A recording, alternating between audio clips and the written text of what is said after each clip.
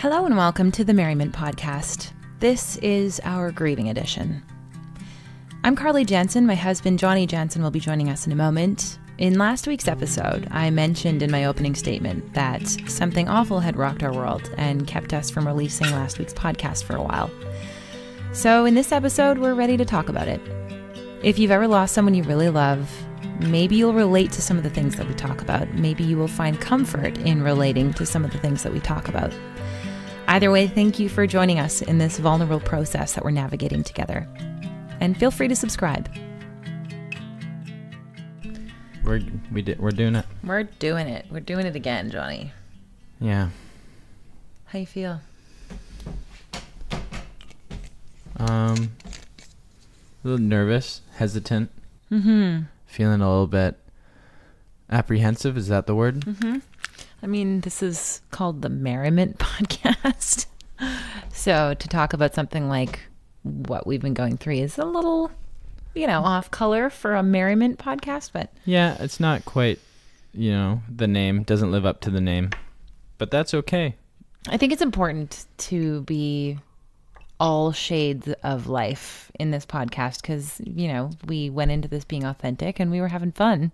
Yeah. But then, shit happens and you just have to be okay with the fact that sometimes you're sad. Yeah, real sad. Mm-hmm. Yeah, and I guess I am okay with it, but not in like a I've moved on kind of way. Good. It's just I'm so used to it. Mm-hmm. It's just and how do you function, right? Like how do you do the things that you used to do when you just feel so different? Like, yeah. It's weird because we've had this conversation a lot over the last few weeks, but this feels different because it's people could be listening. So it's I guess there's a certain level of on that you have when you're doing this sort of thing, mm-hmm. because you're kind of hyper aware that somebody, my mom, might be listening. This is for the consumption of others, not only us, right? So, but let's just establish this is a safe space. This is a place where we come to have an authentic conversation with each other. All right. So established. Neither of us are judging each other. There's just, there's just things to talk about. I'll talk about something really just superficial. Okay, let's go for it. Let's break the ice. We have a new microphone. Da da da. Ooh, pa, yeah. Pa, pa. Hey, it does sound really good. Yeah, it sounds great. I'm no longer. I'm no longer using that crappy microphone, mm-hmm. or not crappy microphone, just not as good as this a microphone. This is like a really good one that you have. The Shure SM7B. Michael Jackson sang into one of those microphones. Joe Rogan uses this for his famous podcast. Whoa, who? Joe Rogan. Yeah. Oh, my hero. Fangirling. All right. Okay. But segue from the microphone. Let's segue. Okay. The day that we bought this microphone. Oh. Because we are so excited to use record a podcast that night. Mm-hmm. That was supposed to be this podcast that we were recording. I think it's been a month. Has it been 1 month? No way. What?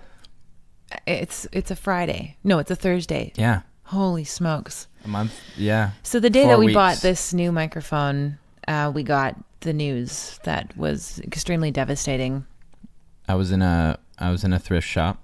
Carly had met me there, and when my best pals Kevin called me on the phone to let me know that our best friend and former bandmate Kyle Tubbs had passed away. Feels crazy saying it.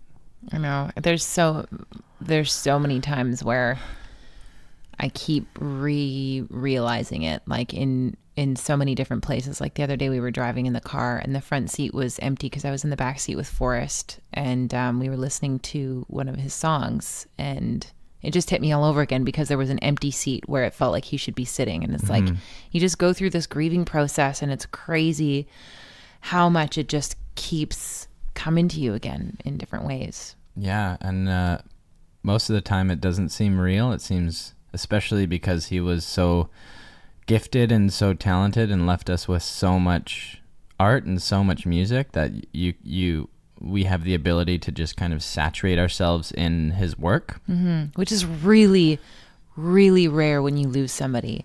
Like, think about how it used to be when you would lose somebody back in the day, where it was rare to even have photos. Yeah. And like, what do you have left? You have your one photo that you hang on to so you can remember what they actually looked like. And now we have hours and hours of footage of Kyle. And music. It's wild.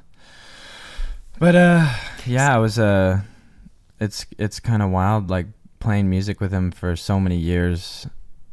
I guess I now feel a certain level of guilt, because I feel like I was just listening to his stuff now and really getting into it, and really, I don't know, I'm just listening to his stuff so with completely different ears. It's, I guess, because we played music together, and I always had, like, we worked on music together in the band, and I always had not critical ears, just like it was kind of productive ears, like we were working on something. Right.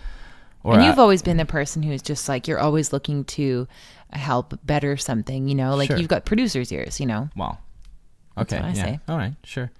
But yeah, but now when I hear his music, especially music I've never heard before that we've been discovering through his old hard drives, it's like I can genuinely say I'm a huge fan. And he's untouchable now. He is like the status of my favorite musicians, my favorite idols, the people who have inspired me my whole life.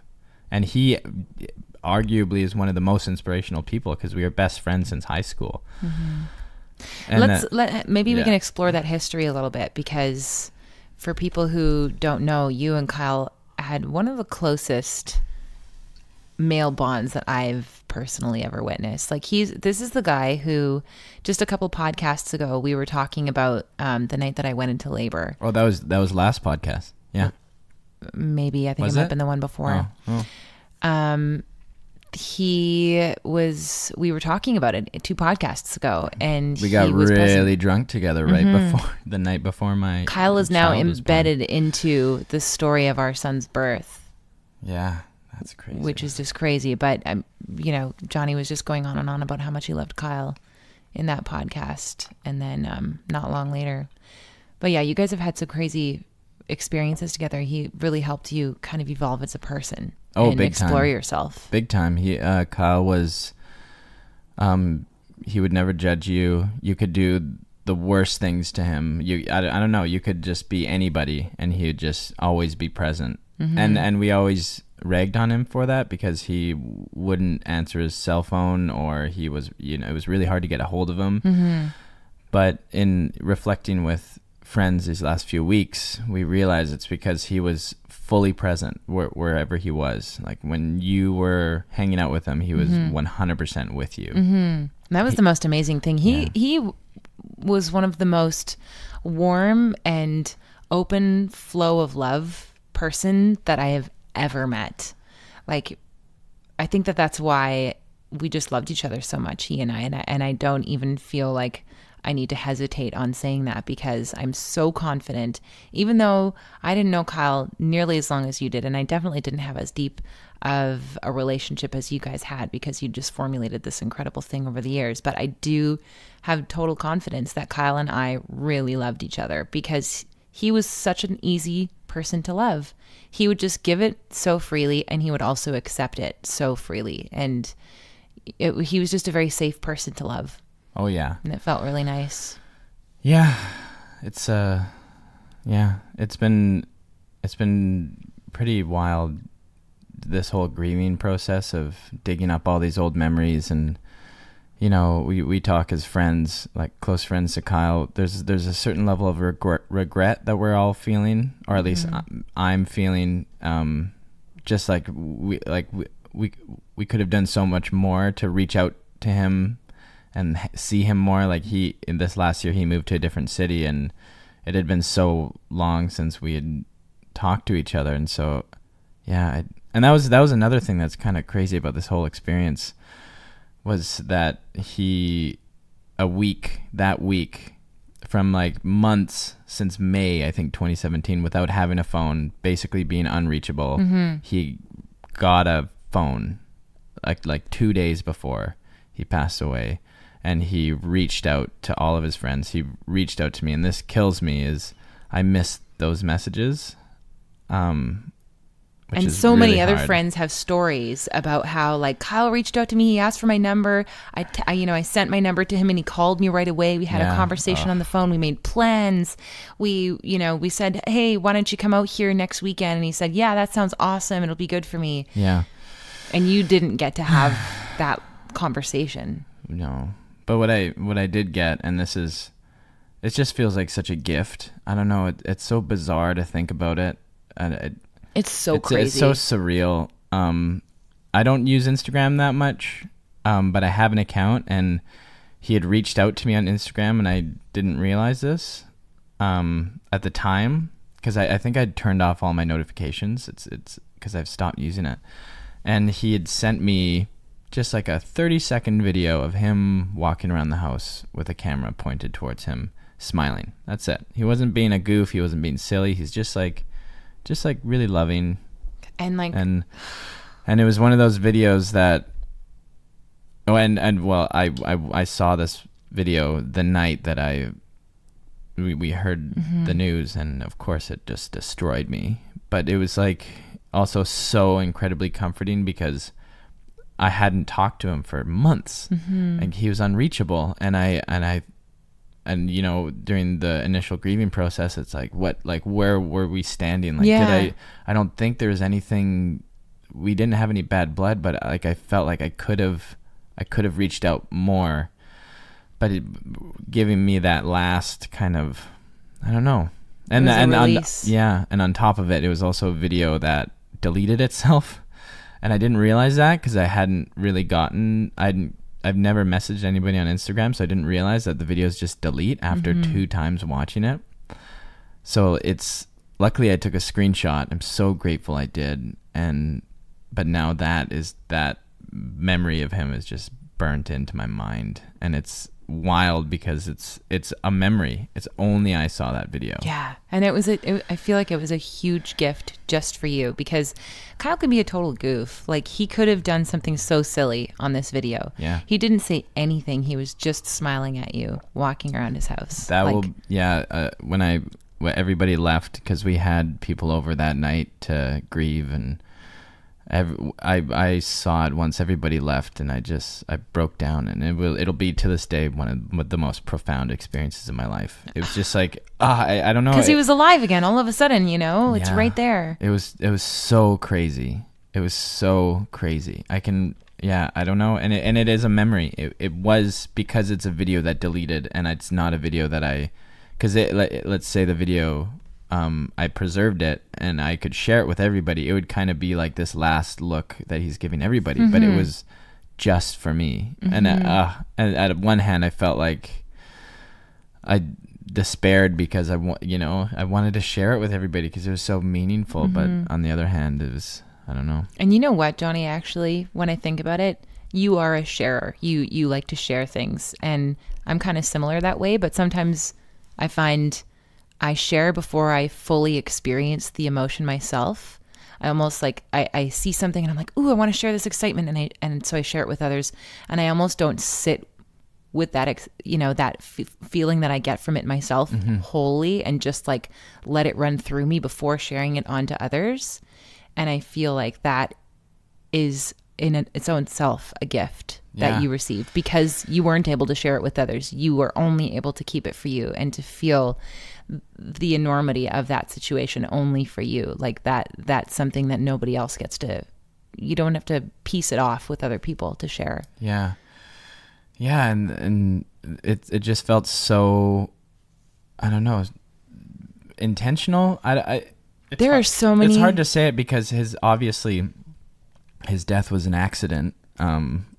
Nobody knew, everybody, his family, like, he was doing so good. And he was reaching out to everybody, and then all of these things, like reaching out to everybody that week, giving everybody like a little bit of love. And I don't know, it was like that like talking to Alex's cousin, talking to like that, reaching out just really helped everybody through the grieving process, because they do have like a very recent memory of Kyle. There are a lot of things about this that have felt extremely meaningful and serendipitous, and I don't think like everybody that we tell about this is just like, that's crazy. I don't know if we want to get into it at all. Yeah, I don't know either, but yeah, it's been really interesting kind of observing all of us close friends, because we're a tight group of friends, and there was a period, especially in the heyday of the band, when we were like really tight.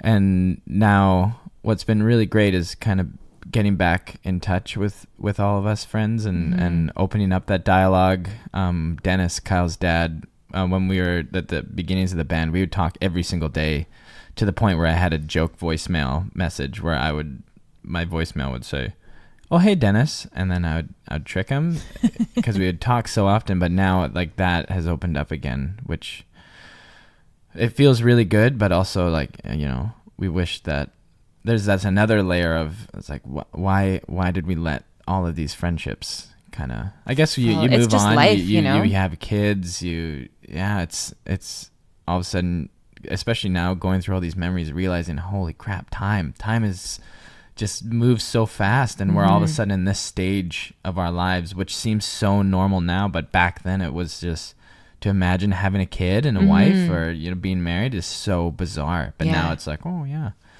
normal life. Weird. And then especially what I was gonna say before was the grieving process, just observing how all of us friends are grieving.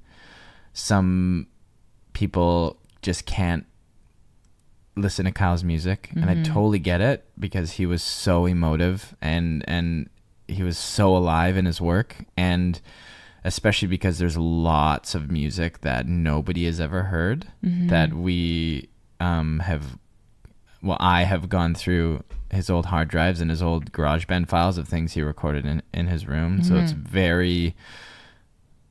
there's about 72 songs that we found. Crazy that nobody had heard except for Dennis when Kyle first wrote them, because apparently every time Kyle finished a song, he would call his dad to play it for him to see what his dad thought, which is really special. That's so special. And the relationship, man, the relationship that Kyle had with his dad was so special.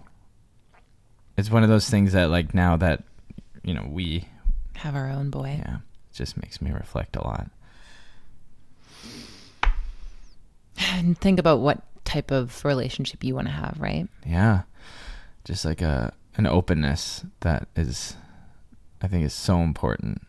It's amazing actually to observe. For me, it's more so observing their relationship through what you tell me about it, but to comprehend a relationship between a father and a son that is so open and so accepting and so loving and so such a safe place for soft emotions, you know, because Kyle was a very sensitive boy. Oh yeah, extremely sensitive. And I know we talked a lot about this in the past, and how just normal regular things in life that seem easy for your average person are just a little bit harder for him, just because he the way he saw the world. I'm trying to imagine, especially going through his music, because although my other friends, you know, it's really hard for them to listen to music, I'm kind of the opposite. Whereas I've been just saturating myself in his work and kind of pulling meaning out of it, and going to, like, kind of activating, like, it's activating a creative or creativity in me. And just anyways, going through his music and just really listening to his lyrics. And I've never really been a lyric person, and especially Kyle's lyrics are extremely poetic, and they can be, you can just swim in his words. So now listening to songs that I've heard before and these new songs, it's just, there's so much meaning, and he was able to just live in every single moment. Just imagine being, this is how I imagine it, just being so stimulated by with empathy, with this like you like, and I've had moments with Kyle where when you're hurting, he was hurting with you. Like, yeah, he's a special boy. He's a very special boy. We're gonna be. I looked up some information about grieving because that's something that like I've never grieved like this before in my life, and I mean, we've both lost grandparents, and you were really close with your grandparents, but there's something entirely different about losing somebody your own age, tragically, before their time, and that you were so close to. And so reading into the grieving process, it's interesting because there was actually these stages of grief, these 4 stages of grief that were widely accepted in the psychological community because of a study that was done. And, you know, it was being taught in classes and whatnot. But finally, these stages have kind of been debunked because initially these stages of grief were applying to coming to accept the loss of your own life, coming to accept dying, basically. And there were these 4 stages, and then they said, oh, this is kind of like what happens when you grieve a person, but that's not really the case anymore. There's not really any specific process. Everybody goes through something different, you know. Oh yeah, especially observing or with a tragedy at this level, and like seeing all of us friends, how we react differently, how we communicate, and how some of us need to talk about it, some of us just need to kind of be alone or be together and not talk about it. And it was really interesting the first night that we found out, the first day that we found out. It's hard revisiting that day, actually. I mean, especially it's hard revisiting the initial impact because I've written about it in my journal, and there's a lot of words like implosion and crumpling and crushing and, you know, the extremely acute. And this is something that now reading about grief, they call it acute grief because that's like that's the initial thing that, you know, most people go through. But once everybody came over that night and we were all together, it felt so good to be there with other people who loved Kyle and knew him as well as we did, because you don't have to explain to anybody what happened or, you know, about how special Kyle is, because everybody knows. Like that part is completely understood. And then we're all sitting and laughing. It was going in between bouts of crying and laughing based on just revisiting old memories and coming together. It felt really good, really cathartic. It was, super cathartic, but it was also just so bizarre to feel such clashing emotions at the same time.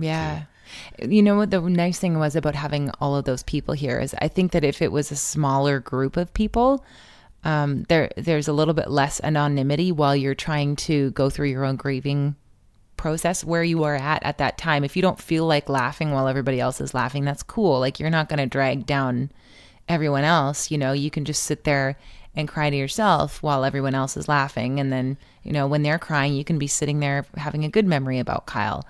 You know, so having such a large group here of people that loved Kyle, it felt like the right thing. It felt like, you know, what was best for us. And then I remember after everybody left and then the next day, and I don't think we saw anybody on Sunday either. And being alone was the hardest. That was really hard. Especially, man, grieving with Forrest around, that was a real challenge. I felt he's good.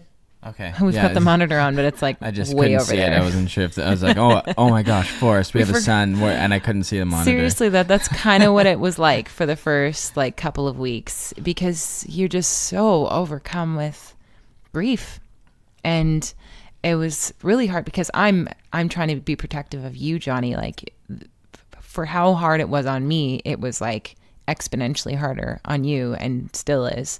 So I was trying to make sure that, you know, you're not feeling this pressure to take care of Forrest and to be there for him, because we've been very, very attentive caregivers to him thus far, and he knew something was off. He's like, why aren't you guys paying attention to me as much? Well, how come you're not, you know, like, how come we're not laughing and jumping all the time? And how come I'm not getting a bunch of your attention? Well, because we don't want to bawl our faces off in front of you, you know? So, I mean, although he was able to see Daddy cry a lot, which I think is important. And I think, it is, know, and there's moments where it's like, see, Daddy cries too, buddy, and it's okay, you know. But of course, it's okay. But I think it was maybe good to see that. I think so too. It was really hard when we first found out because I like lost it. I was wailing in the car, and then you're sobbing, and Forrest just started freaking out in the back seat because, I mean, to a kid, they don't know what's going on. This is freaky, you know, but you can't exactly contain yourself with something like that. But I did some reading about it because I was like, man, are we screwing up Forrest with how hard we're grieving right now? And as long as you're not like constantly hysterical in front of them, it's good for them to see your emotions. Oh yeah, totally. So yeah, it was tough for those couple of weeks trying to take care of him.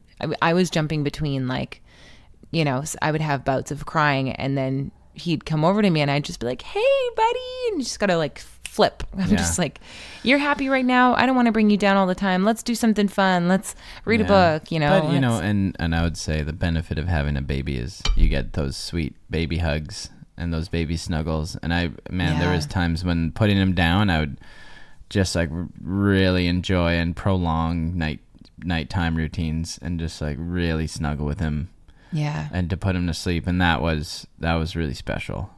And especially like really appreciating a new life, but then also just going in and out of realizing that like thinking about Dennis and Sherry and the family, and be like, oh my, like as a parent, thinking about like and now there's a little bit of like post-traumatic anxiety that I have, just like every now and then thinking about, you know, if that type of thing ever happened to Forrest, like you just don't even want to fathom something like that. It's just the worst case scenario.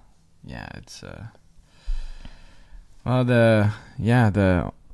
it's so hard to pull anything out of it, and the crazy thing is, I feel like there's so much meaning involved, and I feel like I have been growing a lot in these last couple weeks, and it's really conflicting because you almost, it's such a sad thing that you almost want to feel bad, you know, but and so benefiting in any way to it also just feels like, I don't know, it feels like a paradox, or it feels like, what am I trying to say? Betrayal of some kind. Like, it doesn't feel right, but I don't know. You know what might comfort you about that, Johnny, is like some of the reading that I did about grief is there's this, okay, so that's very, very natural, having the positive emotions. And one of the main things that's like really good as part of the process of grieving is making meaning out of the loss and the circumstances.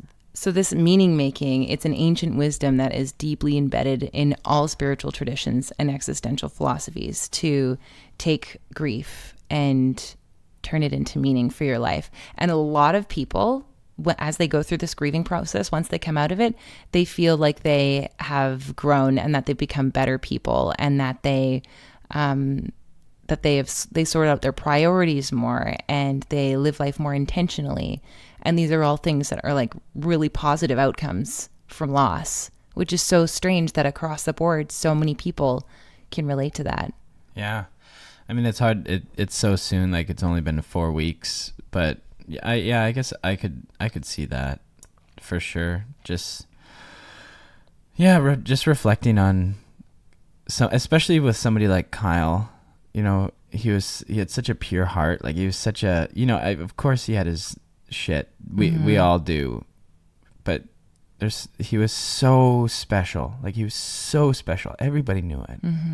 Like everybody knew it. Everybody. Oh my goodness. Like the number of people that we know that are rallying around what Kyle has left behind to try and turn it into something. Yeah, it already is something. Just try to get it out and share it with the world. I mean, I've been having to just like kind of slow down a little bit with ideas and stuff, just so we can, it's everybody's, right? It's everybody's responsibility, and we have to wait until everybody's ready. Obviously, some people right now aren't ready to go through, because it is so intense. Like I've broken down so many times. But I feel like I've just been facing it head on, and it is really hard. But it's like very soothing at the same time. It's like having Kyle singing you a lullaby while you're mourning him, and it's But you feel very connected in that way, so connected. And especially like hearing his lyrics, because he was so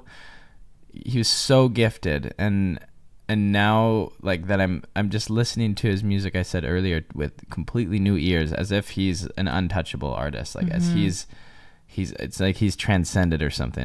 I know it's super woo, but like it feels like he's with me especially when I'm like going through his art. Like he had and I don't know if he knew it, because it's hard to know, I think, when you're so hypersensitive and you're such a creative like Kyle was, and when you're pouring yourself into your work like he did, and you can get so lost in it. Sometimes it's hard to say like what he was trying to say, but now it's so potent. Like what his lyrics, like he was a poet. And like he would write his lyrics before he would play his, like, so like that's Seriously? Why a lot of so like he would write lyrics in a notebook and then kind of form songs around it. Seriously? Whoa. And then that's not how I write songs. Crazy. But so that's why a lot of these songs are so complete. But and another thing with somebody like Kyle, which makes it so hard, is it's, yes, on one level we're losing a really close friend, but on another level we're losing a source of crazy inspiration. Like it's kind of like losing, like how everybody grieves when David Bowie or Robin Williams or Prince or somebody at that level. When they pass, you obviously don't know them, but it still hits you in the gut. It's like this world just lost this. I don't know how you view creativity, but it feels like, if we were to talk a little bit about creative process, but just being a creative and tapping into that energy, sometimes it's really a spiritual experience, and it feels like you're channeling. I was gonna say, it's like you lost a channeler. Yeah, well, and with Kyle, it's like he was such a powerful force at like pulling in energy from a different dimension. That's good going out there. But however, let's go out there though. Honestly, like we do it all the time. So let's not beat around the bush. Imagination is so great. You can think of anything, and that's why art is so amazing, and it moves people, because the artists that create it are just pulling inspiration out of thin air or out of somewhere. And so that I feel like people like Kyle, who are so gifted, you're also kind of, it's like a curse. It's a burden to feel everything so intensely, and true. And then you cope. Coping with things is really hard. Like that's why Kyle would always say like things are harder for him, and it's you can't help but empathize with him, but at the same time, like it's hard to totally understand too, because we're not Kyle. We don't have that kind of like intensely profound and artistic brain that he has, that makes things also hard for him. It's wild. And now I have to keep reminding myself that I like because we hadn't talked for a few months, and we were leading up to that point, like we were so close, and I was so we talked so much, and I was involved in his life, especially the last few months he was in Vancouver. But then I feel like there's like a big gap of knowing like what he was up to in Kelowna, like because we didn't see him while he was in there. There's so much guilt, and I know we all talked about it on the Friday. It was one of the first things any of us felt. It was intense guilt, because Kyle dropped off the face of the earth for a while. Like he was so hard to reach, which isn't totally unlike him. He was one of those people that was Smoke Bomb. Smoke Bomb was his nickname while we were in a band because he would just vanish. Totally. And he was one of those people that he needed his space and he would absolutely take it whenever he needed it. And that was regardless of whether people really, really, really wanted him to be there or whether, you know, they would be sad that he left or anything. He would leave or he would not show. Because he, like he said, things are harder for him. He feels things very intensely. And he would just drop off the face of the earth. But it wasn't that abnormal that he was doing that. But yet everybody feels so guilty. Like they should have done more. They should have tried harder to reach him, even though he didn't have a cell phone. Or, you know, the hoops that we should have jumped through even harder to see him because maybe he didn't know that we loved him as much as we do. Yeah. Oh man, this is also another thing going through his songs and his lyrics. It's such wonderful insight into that side of him. Like there's one song that I've been just listening to on repeat. It's called Homeward Bound, and there's a part where there's a line in the second verse where he says, "I've been away, I've been ashamed, something I don't know why I didn't stay." And it's like he's literally addressing that part of him. Wow. And then and then it's crazy. And then it's like, I don't know. I don't want to get into his lyrics too much. That's a trip, but it is really wild. I mean, there are so many serendipitous, mystical things linked to all of this that is just totally crazy. But one of the things you are doing to kind of like help yourself through this process is getting busy, like getting to work, right? And you've got a lot to work on. I can't help it. I've just been, I just have to put my time towards something. It feels like it's almost like he's leaving. It sounds crazy, but it feels like he's leaving me these clues. It's like he's giving the world, he's giving everybody so many gifts, and I've been lucky enough to have been kind of one of the first people to receive these gifts and go through them.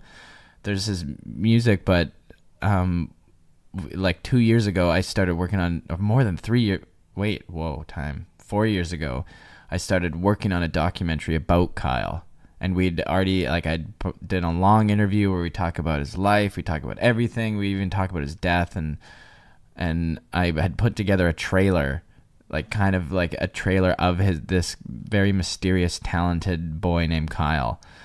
And I just sat on it. I didn't do anything with it. I was like, okay, I don't know why I did it. I just felt, it was when I moved to the city and I really missed him because the band broke up, and that was those first few months were really hard because I was going from like seeing them on a weekly basis to being in a completely different city. And because we'd done a lot of videos. Pause. Oh, pause. Baby's crying.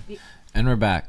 Okay, so where I left off, I was working on this documentary for Kyle, about Kyle, I guess, because I miss him so much, and I was using all this old footage that we took as a band, and we took a lot of footage, and we made a lot of videos. So anyways, that was pretty crazy to revisit and watch. And well, especially because like it always kind of creeped me out watching that video, because everybody, like, you interview people who know Kyle as well, and they're like, whoever knows where Kyle went, they're talking about him like he's disappeared and like he's this legend.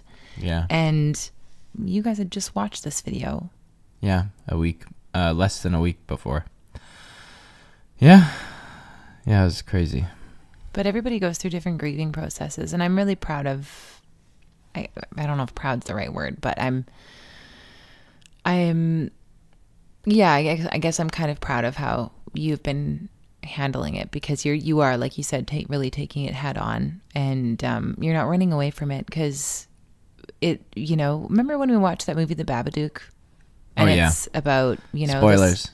This woman who, what? Others, don't you have to give away the whole thing? I guess, yeah. Explaining the point? Yeah, I guess kind of. So watch The Babadook. It's about grief, and it's really good. Yeah, it's about her grieving her dead husband, and she didn't do it very well. Like, she stuffed those feelings down, and it really comes back to haunt her.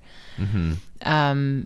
And I don't think you're going to have that problem because you're really dealing. But I also feel like there were so many gifts that Kyle left behind that are helping in that grieving process. I don't think I'm grieving better or worse. I'm just grieving healthy. Different. I'm saying you're being healthy better. There are many healthy ways to grieve, but you are doing one very healthy way, I think.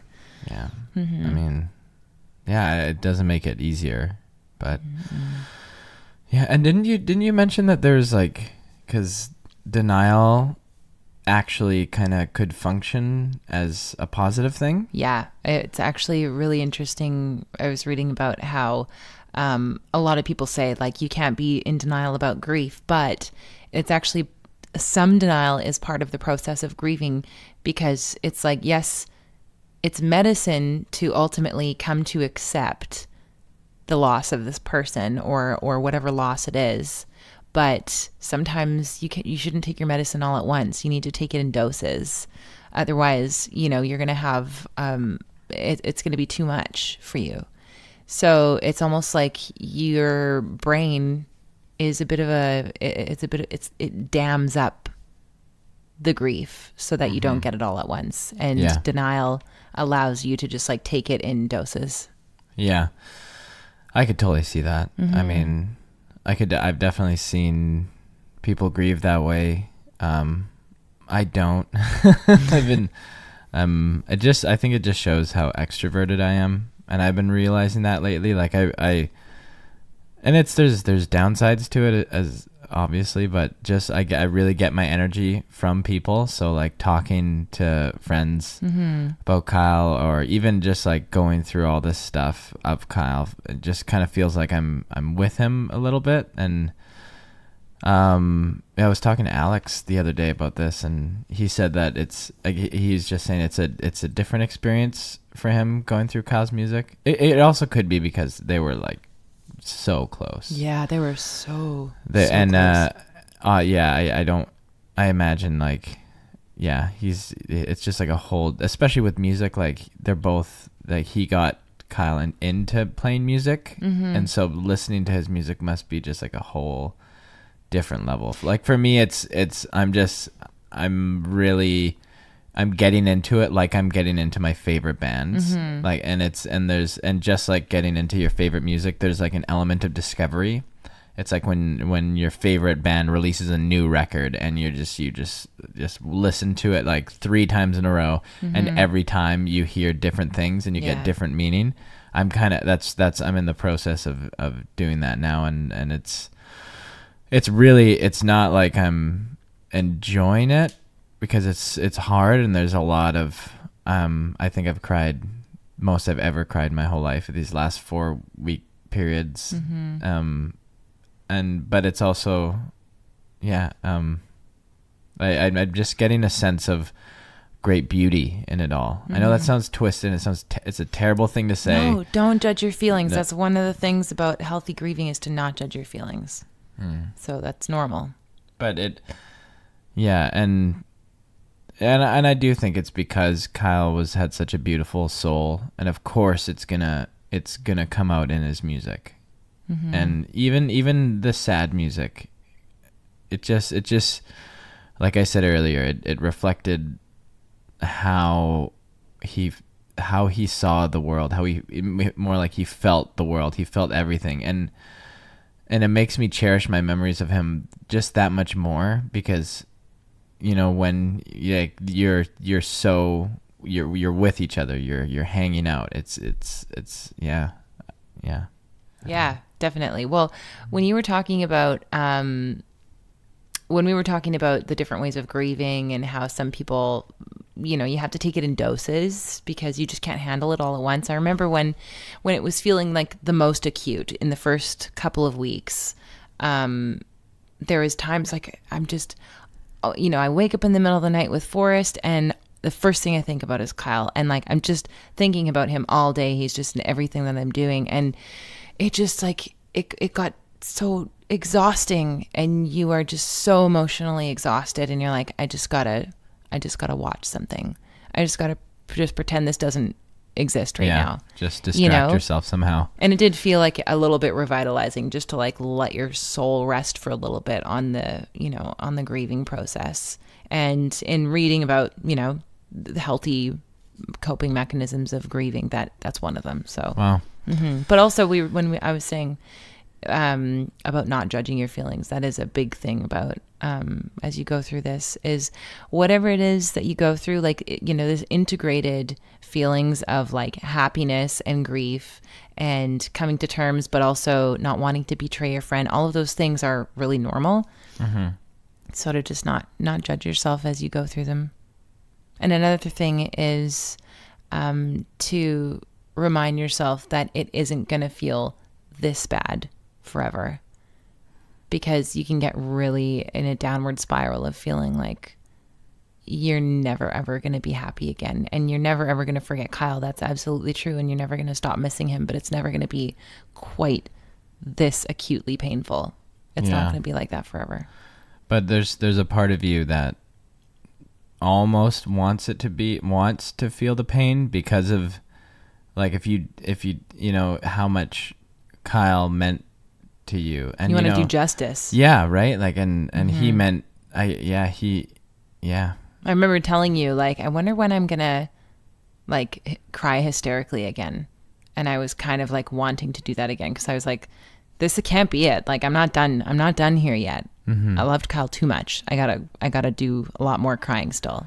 Yeah, and at this point, I don't know what it's gonna be like, or whatever. But I just feel like I need to do something, just something creative. And you feel activated. Yeah, just like how Kyle was really activated when he was down.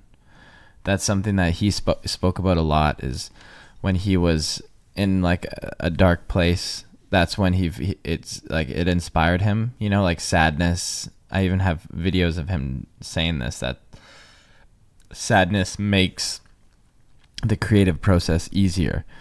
And so I'm kind of taking that cue a little bit. I relate to that too. I've actually been feeling far more compelled to play music and to songwrite and to write. And you know what? I think that's really what Kyle would have wanted.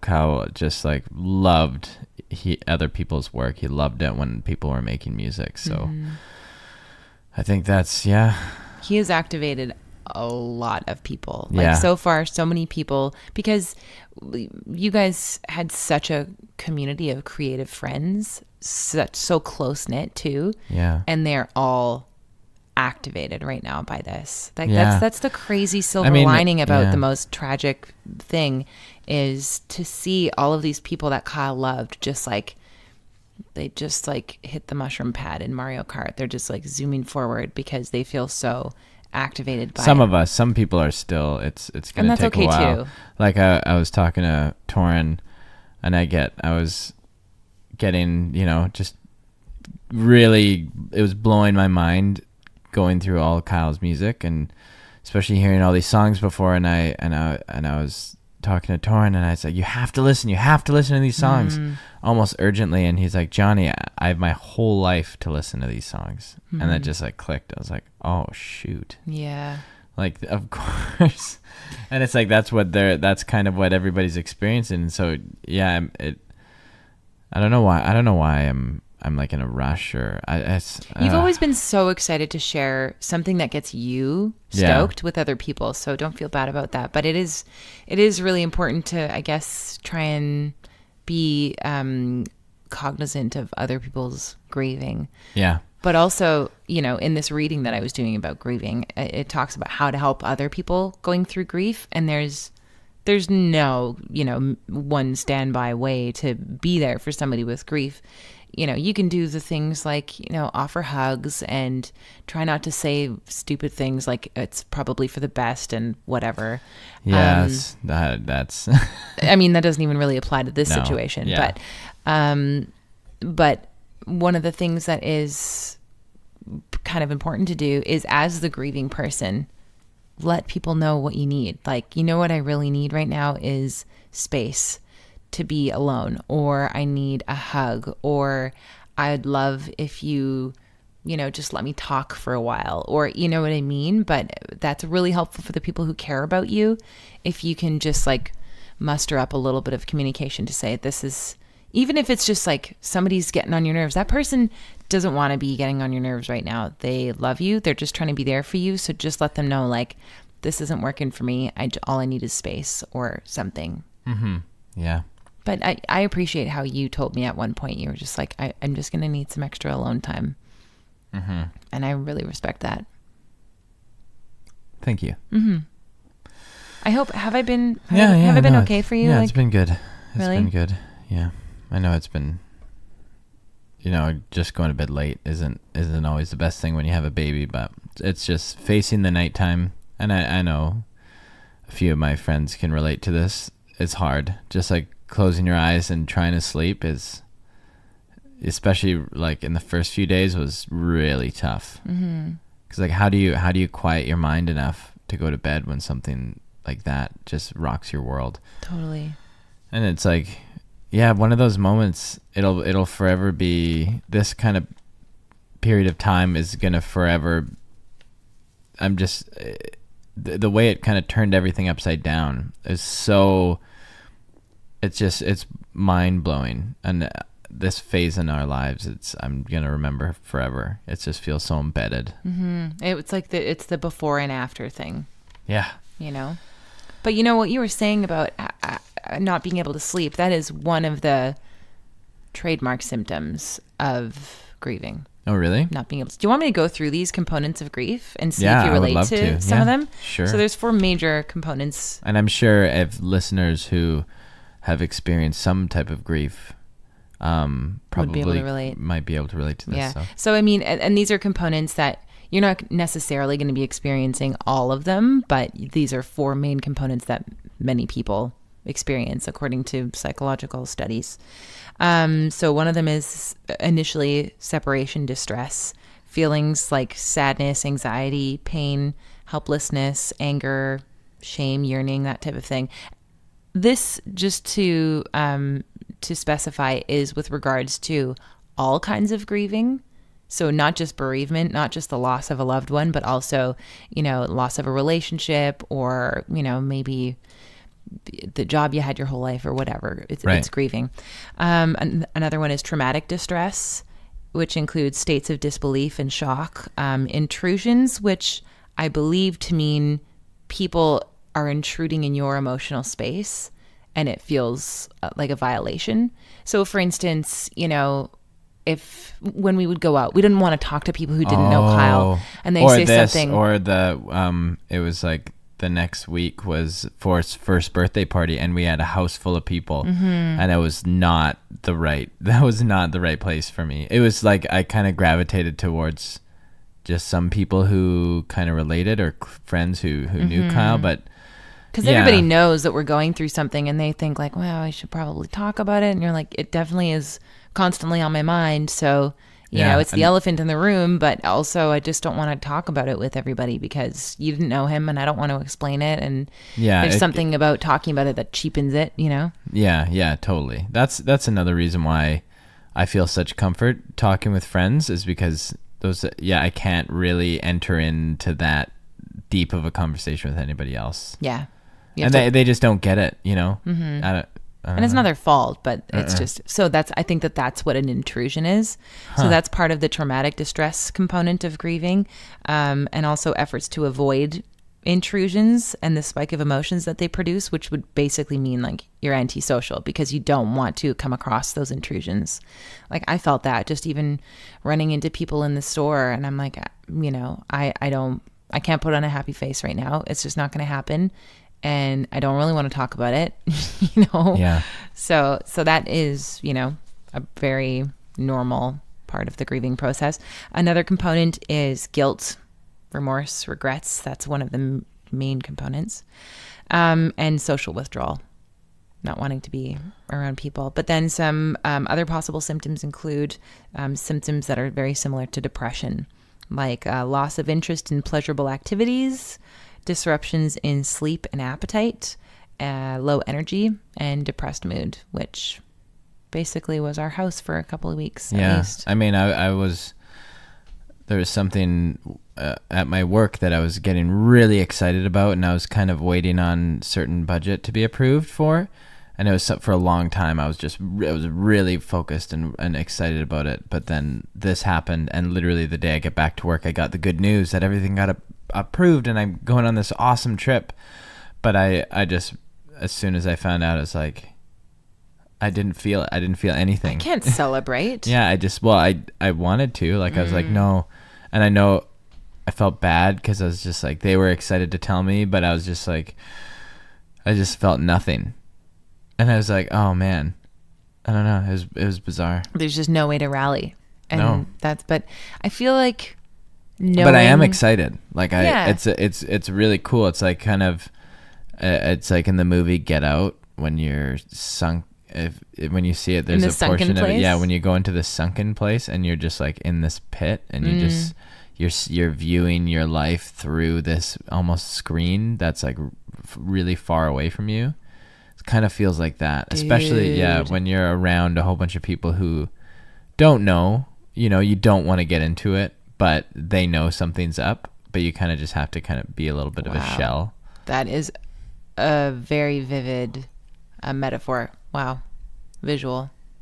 If you haven't seen Get Out, that's another great movie. It is really good. You got Babadook and Get Out. Those are two takeaways. They're two horror movies. Mm-hmm. That's the theme. Go watch 2 horror movies after this. Yeah, that's the recommendations coming out of this dreary podcast. Just go watch really scary movies now that you're vulnerable. But, 2 scary movies that have really good lessons to them. Mm-hmm. And well, I don't want to give away, but they have great endings, which I think is a big difference for like a good horror movie and a bad horror movie. Oh yeah, totally. Some horror movies just end and you're like, some horror movies are great until the ending, and you're like, really? Yeah, it's like I don't feel resolved. I feel uneasy, or it's like a throwaway Hollywood movie. It's like, but there are real scary moments in that movie that I need it resolved properly. Otherwise, they kind of stick with me. Oh man, that's to be said for a lot of movies. Actually, we've been doing some watching of things lately because, like I said, I mean, we've been doing very productive things. Like you've been going through all of the music and footage and stuff, but also sometimes you just need to like take your mind off things and really relax. Like normally we'd be playing games or, maybe recording some songs or something fun, but we kind of have just launched into watching Dirk Gently's Holistic Detective Agency. Which was good up to a point. It was, I would recommend it. Just get ready to not be really satisfied with the ending. Yeah. Well, okay, here's the thing about that show. First season, I suffered through it. Like I really suffered through it. I was just like, this acting is so bad. It's over the top. The mystery element of the story is super cool, and it's based on a book, so that's why like it's very involved story and mystery and existential universalism and all this stuff. It was really cool, but the acting was just driving me up the wall. It was way over the top. And in the second season, that was definitely refined. Yeah. Up to I loved the second season. Up to a certain point. Yeah. And then something happened. The last 3 episodes, we know what it was. It just, everything gets moving all of a sudden so quickly. It was like they needed to expand it into like at least 6 more episodes instead of only 3 more episodes. Mm-hmm. But you know what it really made me think about is TV shows, man. It's not safe to just say, I love this TV show, it's a good show. It's like, it really varies from season to season. Like I remember watching Hannibal. We loved that show. The first season was so cool. Yeah, and then the second season, I think it was halfway through, it was like, what's going on? Things started to get weird. Then you realize, the directing was all over the place. And then by the end of the second season, you're like, I don't think I want to watch the third season. And you're like, how do we get here? And this isn't just watching a movie. This is like a whole season's 10 hours, sometimes more. Mm-hmm. That's a long time. That's more than an entire workday. It's a really risky investment. And you can go so far into a show, and you can watch 2 movies worth of a show and then be like, I don't like this. Mm-hmm. And then that's like 4 hours. And you're like, should I keep going? Like I had that problem with Once Upon a Time. Oh, it's such a bad show. But when I was, taking care of Forrest when he was really small and, just putting him to sleep and I'm bouncing him on the ball and I need something to do. So I didn't know what else to watch. I was watching this show, fairy tale stuff. And that aspect was kind of interesting. But once again, the acting is bad and there's a bunch of stuff that's just so cheesy. Yeah. And, but I watched like probably 10 episodes of it. 10 hours. But I was kept watching it because I'm like, well, I got to see where this story goes and I got to see. And at a certain point I was just like, no, this is never going to end. There's like 5 seasons of this and I am not going down this rabbit hole. I've got way too many cool things to do with my time. So, and then you think about like reality TV shows and that's like the substance there, it's pure candy. It's like just all it is hooks. They're just trying to hook you in. It's not like I want to follow the storyline. It's I want to see what it's like, what's going to happen after these messages or that, and it's just pure manipulation. Yeah. I don't care for it. And honestly, like I'm so cautious with TV shows. Sometimes it's really good, but I don't know. It all just kind of blends together. But you're not that cautious. You watch so many shows. While I'm working at home. I don't really want to talk about TV shows. This is so boring. Yeah, I know it is. But that's kind of just been our life a little bit lately. A little bit, yeah. But you know what? I feel like we're starting to function more. We are able to have more happy moments at home, right? Yeah. And this is like kind of the integrated feelings part of the process, I think. Where you're able to start being, functioning. And actually, this is one of the things that it says is healthy in this process is to designate time for loss and time for life. So, when you're at work, you're like, I got stuff I got to get done. So you put aside the grief side for a little while and you just focus. But it's still important to go back to that grief side and be like, okay, now is time for me to spend some time addressing this like feeling that's been simmering underneath, which I think you've been doing a good job at. Yeah, I think I've been a little bit weighed too much on that side of things. It's been just oversaturated a little bit. But yeah, that's just because there's a lot of work to be done. Yeah. It feels like there's just so much work and I need to be really organized too. It's not just like flick through a few photos and be like, and think about a person. It's like dig through a ton of audio files and kind of finding like, cause there's like over 200 GarageBand files. Holy and moly. And there's a lot of them that like aren't linked, so that like they're like corrupt files, but the audio files are still in there somewhere, like in the packaged contents. So it's like almost like a treasure hunt where it's like, I know there's songs here. And what Kyle used to do is most of the songs he would record all separately, so he'd do like multiple vocal takes, and he was like a one take kind of guy, so he would do one take perfectly and do a double, and that would line up perfectly, which is really hard to do. Yeah. And then and then have guitar, and a lot of times he'd like build these amazing instrumentals around it. But a lot of the time he would just like noodle. He'd just turn on his condenser microphone and just play.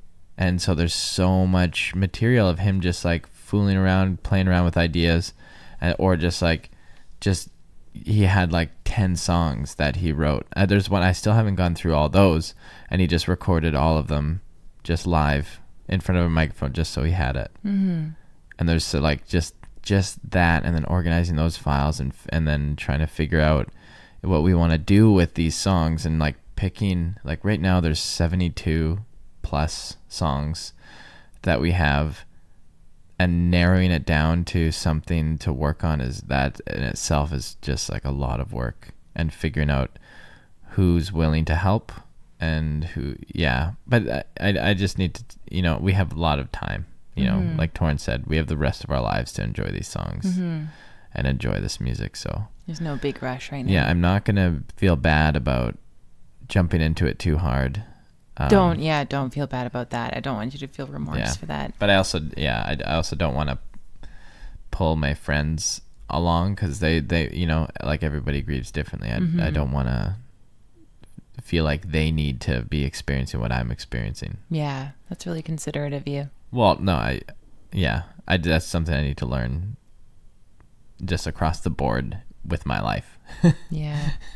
That's always been something that you have like struggled with, though, is looking back on ways that you behaved and then just like feel really awful about it. But that's one of the things I've always loved about you, is you just like, you impulsively move forward. You just like, you chase a feeling, and you end up doing really amazing things because of it. So maybe just the byproduct happens to be that sometimes you do some missteps and you feel like an idiot about it later, but that's not. Oh, and that's the one thing of like digging up old memories and digging up old footage and just looking back and like, oh my gosh, it's like I was that guy. And then that being like, oh, I'm still that guy. Oh, jeez. And then it's like, that's just who I am. But it's hard to accept things about ourselves. I know what you mean. Like watching videos that we've made, or just like, oh man, do I have to really? But I know for the most part, I think a lot of people have that. Well, a lot of people play it really safe their whole lives. They've got nothing to regret, but also they don't really do much. So yeah, that's true. I don't have any regrets. I just have a lot of cringe moments. Oh man. Yeah, especially like all this footage with Kyle and poor, like, this is, I would always let loose around Kyle and around in Kyle's house. Yeah, I feel really bad for like looking back at Kyle's parents. I was, you're a bit of a terror. A little bit. Because I couldn't be that person at home. So I was definitely there and just saw your worst. I was just like, so like, especially around like the band guys, and it was just so, I was just feeding off that energy. And then like playing drums, which is also just like a very like, one of those makes you feel, I don't know, awesome. We would liken you to Animal from Sesame Street. Sesame Street? Muppets. Yeah, pretty much that's you. Oh, wow. Well, cool. I'll take it. Yeah. Well, Johnny, we did it. Congratulations. We made it through this podcast. I was really dreading it and putting it off, but it was pretty good. And, we needed to clear the air, like we needed to get this off our chests. So, I really don't know what future podcasts are going to be like, because we are going to be honest, but okay, let's just be honest right now. This conversation right now is not what our daily life has been like the past week or 2 weeks. No. We talk about lots of other things. We're able to have fun. We talk about things that Forrest has done. So I do think that from here forth, we'll be able to have fun a little bit in lighter. These podcasts. Yeah. Fun. Yeah. We just needed to clear the air in this one. Clear the air. And okay, well. And we're going to be leaving people with a song. Yeah. This is a song. It's called Just Like the Rain. And this is recorded. Yeah, we recorded this with Ricky back in 2015. Or Kyle recorded this with him. And it's really, really beautiful. And I think it's a really great representation of Kyle's poetic ability and his crazy voice. His voice is insane. And how he's like a one-take boy too. So especially going through his music, just realizing it's like you just rattled that off in one take, and it's filled with so much emotion, and it's like perfectly in like on key, and then it's like also like his voice was so rich. His delivery is amazing. Like, I also sing and play music, and there's something about like once you get in front of a microphone to sing that it's really hard to just give everything unchecked, and just let that like emotion flow through you while you're singing. And it was completely effortless for him. And this is a very good example of that. Yeah, it just flowed out of him like a river. It was just like, bursting forth. So enjoy. Enjoy. And I love you. I love you, honey. Talk to you next week. Talk to you next week.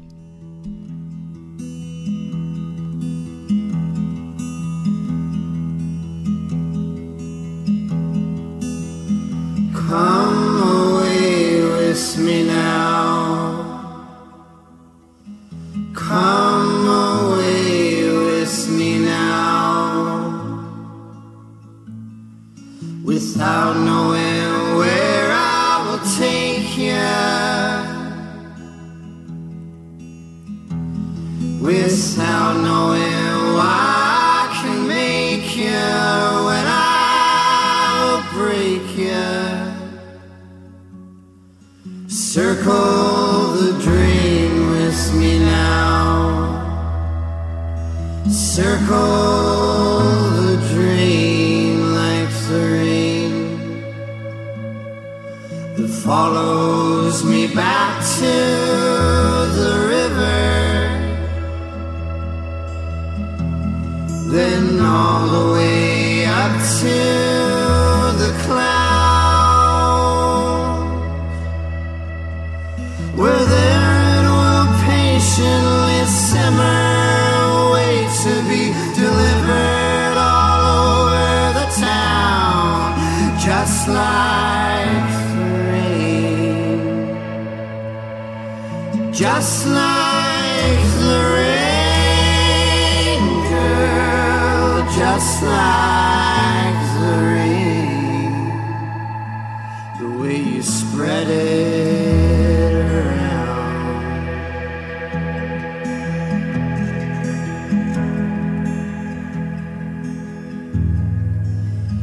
Take control of me now.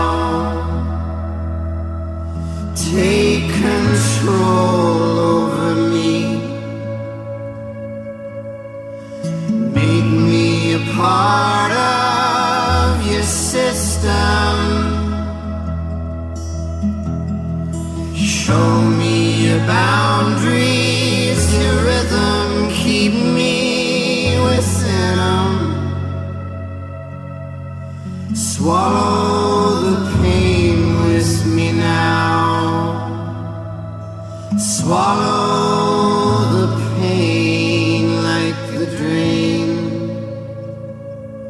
that swallows the spit of your savior, then takes it back up to the clouds, where there it will patiently simmer, wait to be delivered all over the town again, like the rain. You're just like the rain, girl, just like the rain, the way you spread it around, just like the rain, just like the rain, girl, just like the rain, the way you spread